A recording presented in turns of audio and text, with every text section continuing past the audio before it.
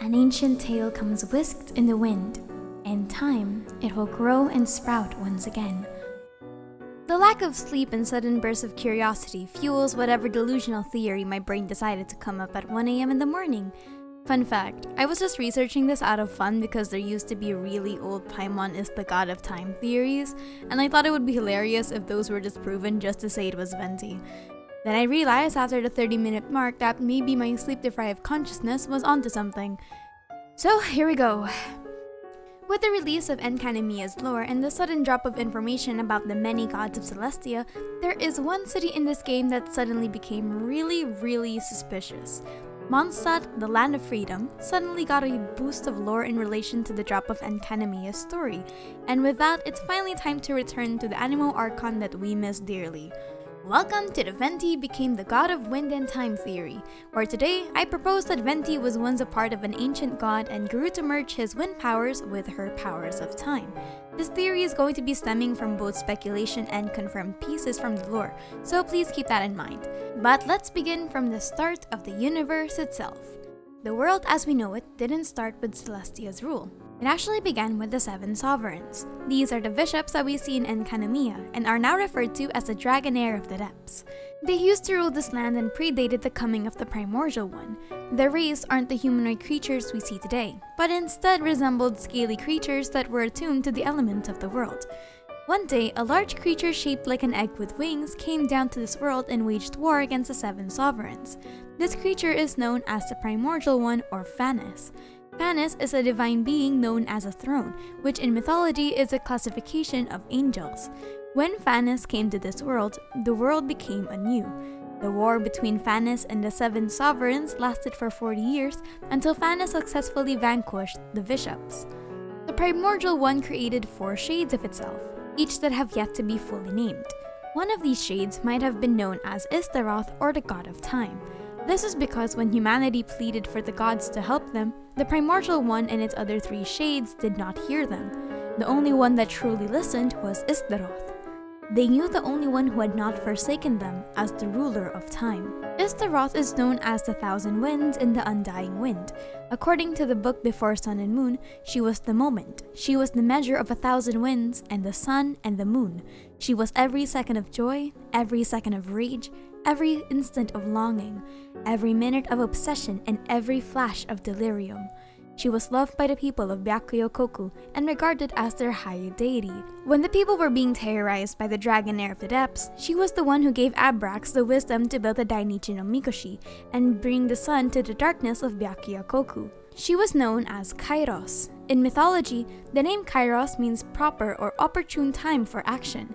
It is a passing instant with an opening appears which must be driven through with force if success is to be achieved. The god of time has connections to both the past and the future, referring to the moments in life as seeds. The use of seeds to present events in the long spring of time is everywhere in her imagery. Seeds of stories, brought by the wind and cultivated by time. Stories brought on the wind will bloom legends in due time. An ancient tale comes whisked in the wind. In time, it'll grow and sprout once again. In layman's terms, she's a personification of that saying that everything comes in due time. But now let's get to the important history she has with Barbados, the god of wind. The wind and time have been closely related in Mondstadt's mythology ever since its conception. The first time we ever heard of a god of time wasn't from Byakuyo-koku, but instead from Mondstadt's Thousand Wind Temple and the Nameless Island. If you've ever been to the Secret Island and completed the world quest Time and Wind, you've seen the large sundial and the Eye of the Storm that used to be a part of worship from the god of time. The god of time was a deity that used to rule Mondstadt alongside Barbados, but for some reason, she was forgotten and lost to time. It got to the point that future generations perceived the Thousand Winds Temple as only being dedicated to the god of wind, not both wind and time. An unknown amount of years passed amongst the rule, but she slowly faded from existence and disappeared entirely from history. She disappeared long before Barbados met Vanessa and before the cataclysm came, so it's unknown where she truly is at the moment. But now let's get to the theory. We've established that there does exist a connection historically in Mondstadt between Barbados and Istaroth, but I want to go further and say that Barbados was a shade of Istaroth that she planted onto Mondstadt to help the people while she was dormant. I propose that Istaroth created Barbados a long time ago and gave him his name.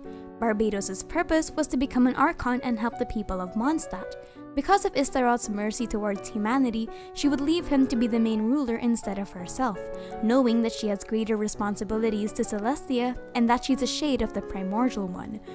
Much like how she says that a seed must be planted in time and will bloom when the time is right, she leaves Mondstadt in Barbados' care, believing that he will assist them when the people need him. As for her, she disappears for unknown reasons and goes dormant. Only time will tell when she'll come back. But as for now, the powers of time and wind reside in Barbados. Now let's break the theory down. Barbados being a shade of Istaroth is a pretty big leap, all things considered. We lack the information of what a shade even is. But what we know is that a shade is something that was created by a more powerful creature and is capable of sentient life. We know this because Istaroth herself was a shade, but she followed different ideals from Fanis, such as her love for humanity. Barbados, being a shade, could have ties with this peculiar origin story in Venti's story character number 3. Istaroth was known as the Thousand Winds. In the beginning, Barbados was known as but a thread of the thousand winds that roared through the northern lands. He was but a tiny elemental spirit, without a shred of divine dignity, a breeze that brought subtle changes for the better, or tiny seeds of hope.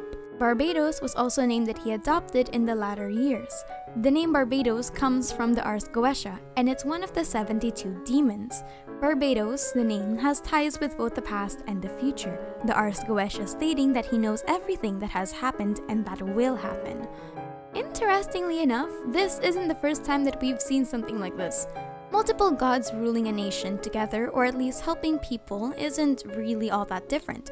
For example, the situation with Gijang and Morax, and Marchosius helped the people of Liyue while he was under Morax's care.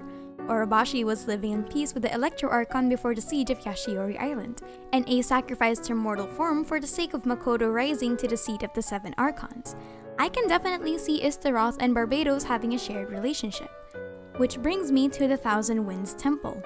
The rule between Istaroth and Barbados, or time and wind respectively, was regarded differently by the people.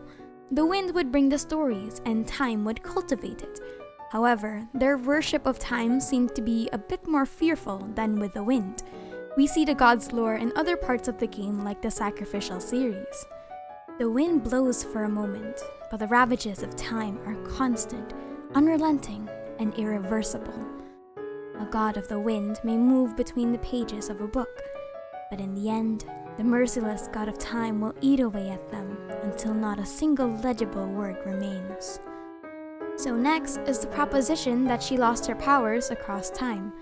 A god losing their powers isn't completely unheard of in this world. We know that Venti himself says that he's currently the weakest Archon out of the 7, though the legitimacy of that claim is currently unknown. But the best correlation we have is with Guoba. Marchosius slowly lost his power while helping the people of Liyue, which made him retire and go to sleep for an undetermined amount of time. If the god of time is losing her powers, I believe that she too would go into a voluntary state of dormancy and leave Barbados to guide her people. I think it's a nice tidbit that Barbados is afraid of Celestia and refuses to talk about them. And in the manga, we see 3 figures in the background as Vanessa asks him what he thinks of Celestia. But on the other hand, Barbados trash talks Celestia and even tells the traveler secrets that are limited only to the Archons, such as the purpose of visions being given to the Allergenes and the history of the Gnosis. In terms of knowledge, Barbados also seems to have connections with the past and the future. Let's begin with the past. Barbados knows about character histories from decades long ago, as well as songs that have spanned across centuries. People say that the tales he did in the past were as old as the hills themselves, and Barbados' wisdom about history could compete well with Morax, if not even transcend Morax's knowledge. He knows the stories of characters and tells their tales like a ballad. He says that he likes weaving people's names into stories so that they won't be forgotten, hence cultivating it. This was something that he promised the traveler he'll do in the future. He also has knowledge about the creations of the world beyond Tevat, or even Conria and Enkanomiya, meaning that the true extent of what he knows is currently undetermined. But let's go with the future. Barbados isn't near omnipotent when it comes to future telling, and I can even argue that Mona's astrology is even more accurate than whatever power was bestowed on Barbados. Well, at least that's what he lets on. But instead, I believe he carries his actions as though respecting a kind of butterfly effect. His character revolves around the prospect of coincidence. An example of this was when he alludes to Albedo losing his control over the art of Kimia in the city of Mondstadt. But there's another really funny one that I think shouldn't have any connections, but was pretty cute to add. This can be found in Venti's profile. The aristocracy of Mondstadt used to have treaties with neighboring countries about selling off their soldiers as slaves. An example of this was the treaty with Liyue. But the plot thickens as something about the contract seems a little off. The news and the conflict spread like wildfire, consuming the aristocracy. It was only many years later that historians would discover that this treaty was fake. As it turned out, Venti had once practiced the art of forgery in order to play pranks on the Geo-Archon, but could never deceive the god of wealth and transactions. Even so, his adeptness would come into play after several hundred years. What a happy coincidence. So, this brings me to the last part of this theory. Barbados was bestowed the powers of time. This is something that we have never seen in the game before. Besides Fanes giving their own shades powers, we have never seen a god transfer their powers completely to another entity. The closest that I could think of is with A and Makoto, where A sacrificed her body and Makoto made her into a Kagemusha. Additionally, it could be said about Kunikuzushi and A, where he was a byproduct of her divine tampering. A complete transfer, though, is unknown. Now, I'm not saying that Barbados suddenly has become the god of time and has complete control over chronology. This theory still considers him as a shade or a fragment of the god of time's power. I also doubt he's highly omnipotent. But instead, I believe that he did inherit some aspect of Kairos. Kairos, or the opportune moment. If Barbados is the seed that the god of time planted in this world to help humanity grow in the future when the time comes, then it's possible that she would also leave behind a form of cultivation. Venti's character revolves around sleep and rest, which could mirror the waiting game that the god of time references to in the quest Time and Wind. Barbados, being the seed that blooms when the time is right, could connect a lot to what he does and how he does things. When we first meet Venti in the manga, it's 1,000 years in the past, allegedly, or at least, he awakens at the time before Vanessa saves Mondstadt from the aristocracy. He was also asleep when Mondstadt calls for his help against the dragon Durin. The prayers of Mondstadt's people awoke the Animal Archon, and his will summoned forth the wind dragon Dvalin. As the last defender of Mondstadt, Dvalin battled Durin with all his might. Barbados being awake now could also connect to the story of the Traveler and the Storm Terror. His purpose of being awake this time was to help the Traveler's story, whether it be against the Tsaritsa, the Abyss, or even Celestia themselves. But Barbados being awake now also means something important. This means that something big is about to happen in Mondstadt, that fate needs him to be active. And to that I believe is the story of Albedo and the emergence of a greater threat. Barbados already had a hunch what might happen in the future, and with the coming of Mondstadt's background plots like Subject 2 and the reawakening of Durin, Barbados being awake isn't by accident. Not to mention, the Traveler's presence in this world is an enigma which could be the next big event the God of Time is expecting. The Traveler's powers exceed the limits of this world, and I've said before that Celestia themselves are practically aliens. The Travelers coming to this world bearing the same semblance as a god, despite not being part of Celestia's jurisdiction, would have been seen as an important event Barbados needs to witness. But yes, the plot only further thickens, but that just means we need to see Barbados. God forbid. Also, if Venti is a shade of Istaroth, then I don't doubt that Paimon might be the shade of the Sustainer of Heavenly Principles, especially since she seems really Christianable. But yes, my name is Aster, and thank you for chilling with me.